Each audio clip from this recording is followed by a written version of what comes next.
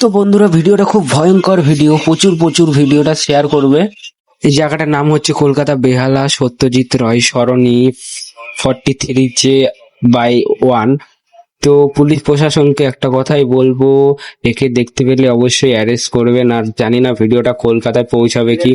আর একটা কথাই বলবো পুলিশ প্রশাসনকে, অবশ্যই এখানে একটা সিসি ক্যামেরা লাগাবেন, কারণ আজকে হয়তো গাড়ির তেল চুরি করছে, কালকে হয়তো গাড়ি চুরি করতে পারে, পরের দিন ধরো এখানে বাচ্চা ঘুরে বেড়ায়, বাচ্চা চুরি করে নিয়ে যেতে পারে, খুনোখুনি হতে পারে। তো আপনাদের কাছে অনুরোধ করে বলছি, এর বিষয়ে একটা অ্যাটেম্প নেবেন এবং এইটা নিয়ে অবশ্যই তদন্ত করবেন। এর পুরো ফেসটা দেখা যাচ্ছে, অবশ্যই আপনারা একে আটক করে সব তদন্ত। তো বন্ধুরা, দেখতে পাচ্ছেন কিভাবে গাড়ি থেকে তেল চুরি করে নিজের গাড়িতে ঢালছে। আর এটা একবার না, তিনবার তেলটা চুরি করে নিজের গাড়িতে ঢাললো। আর পুলিশ প্রশাসনকে একটা কথাই বলবো, এই বিষয়ে প্রচুর তদন্ত করবেন। এর ফেসটা দেখা যাচ্ছে। আর এটা আমার একটা বন্ধুর বাড়ি। বন্ধু বলল, ভাই তুই তো ব্লগ টলগ করিস, ভিডিওটা প্লিজ ছেড়ে দে, কারণ এটা সেফটি একটা হওয়া দরকার। আমি বললাম ঠিক আছে, ছেড়ে দিচ্ছি। আর পুলিশ প্রশাসনকে বলছি অবশ্যই এটাকে সাপোর্ট করবেন। আর আপনাদের বলছি ভিডিওটা প্রচুর প্রচুর শেয়ার করেন, প্রচুর প্রচুর, কারণ এটা কলকাতায় পৌঁছানো উচিত, কারণ এটা খুব খারাপ একটা ভিডিও। তো আপনাদের কাছে রিকোয়েস্ট, অনুরোধ, ভিডিওটা প্রচুর শেয়ার করবেন।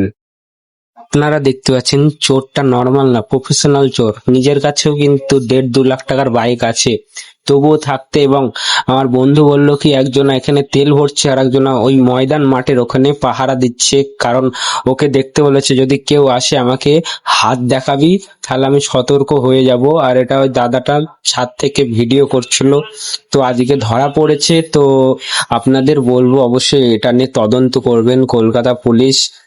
তো দেখতে পাচ্ছেন আবার তেল নিতে যাচ্ছে, আবার তেল নিয়ে তেল ভরবে গাড়িতে। দেখুন চারিদিকে দেখছে, কেউ দেখছে কিনা। পুরো ভিডিওটা দেখতে থাকুন, আর ভিডিওটা প্রচুর প্রচুর শেয়ার করবেন। ওই দেখুন তেল ভরছে গাড়িতে, এইদিক ওদিক পিছন নেই, এদিক ওদিক দেখছে কেউ আসছে কিনা। আর ছেলেটা দেখে মনে হচ্ছে বেশি বয়স না, স্টুডেন্ট হবে, কলেজ স্টুডেন্ট। তো পুলিশ প্রশাসনকে বলবো প্লিজ ওকে দেখতে পেলে অ্যারেস্ট করবেন। আপনাদের হাতে সবকিছু, কারণ আমরা তো পারবো না, আপনারা বললে এটা একটা তদন্ত হবে, বিষয়ে অ্যারেস্ট করা হবে এবং শাস্তি দেওয়া চাই।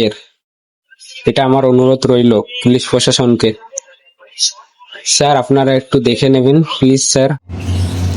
তো পুলিশ প্রশাসনকে আর একটা কথা বলবো, এটা এই যে চুরিটা হচ্ছে, কিন্তু বাড়িতে যে মা বোন ভাই আছে, এরা কিন্তু রাতের বেলা বাড়ি থেকে বেরোতে পারবে না। গায়ে যদি সোনা গয়না বা টাকা বা মানি ব্যাগ থাকে, সেটাকে নিয়ে কিন্তু ভয়তে ভয়তে থাকতে হবে, কারণ এই যে রাতের বেলা চুরি হচ্ছে, তো এটা হতে থাকলে কিন্তু পরে প্রচুর খারাপ পরিস্থিতি আসবে। তো পুলিশ প্রশাসনকে বলবো, কলকাতা পুলিশ, আপনারা অবশ্যই এটার বিষয়ে তদন্ত করবেন এবং অ্যারেস্ট করবেন এবং উচিত শিক্ষা দেবেন, এবং এর কাছ থেকে, এবং এর যতগুলো গ্রুপ আছে অবশ্যই এর কাছ থেকে তদন্ত করে বার করবেন, এবং এই পুরো চোর টিমটাকে অবশ্যই আপনারা অ্যারেস্ট করবেন। এটা আমার কাছে অনুরোধ রইল পুলিশ প্রশাসনকে। তো ধন্যবাদ। তো ভিডিওটা এখানেই শেষ করলাম।